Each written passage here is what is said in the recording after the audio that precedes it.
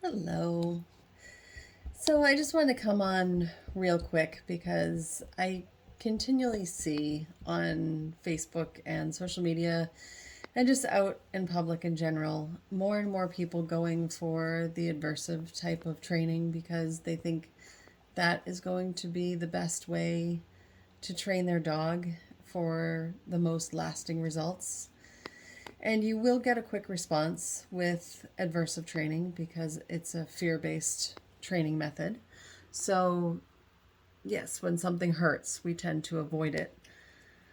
But what a lot of people aren't thinking about is what's happening to their dog as they are training them in that manner.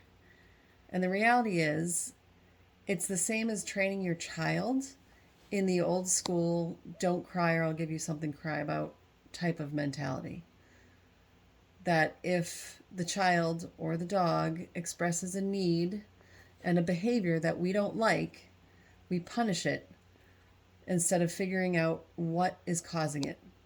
So that the dog or the child learns that if something bothers me and I express that, the person that I trust the most, who is in charge of my whole world, will hurt me. And the more I see trainers defending shock collars and other ways of training that create fear and pain in dogs, the more I wonder about what their own childhood was like and what their go to is for the way they behave with the loved ones in their life and their own animals. And I'm not going to say I'm perfect. I definitely am not. And there are times that I get frustrated and I lose my temper. But I always try to at least understand why the behavior is happening. And if I lose my temper and if I make a decision that isn't in the best interest of the dog, I do my best to repair the relationship and make a better decision the next time. Because I grew up in the old school type of child raising. I remember what it's like to be afraid of the person I'm supposed to be trusting and the one that's in charge of my entire life.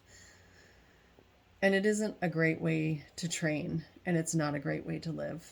So I just want to say that there is absolutely a better way to train, and it might take a little bit longer because it's relationship building and it's teaching another being to think about things in the way that they can. And dogs don't think exactly the same way we do, but they do think. And it's teaching dogs how to consider a better alternative and a way to fit into the human world like we expect, rather than following their own instincts. So it does take time.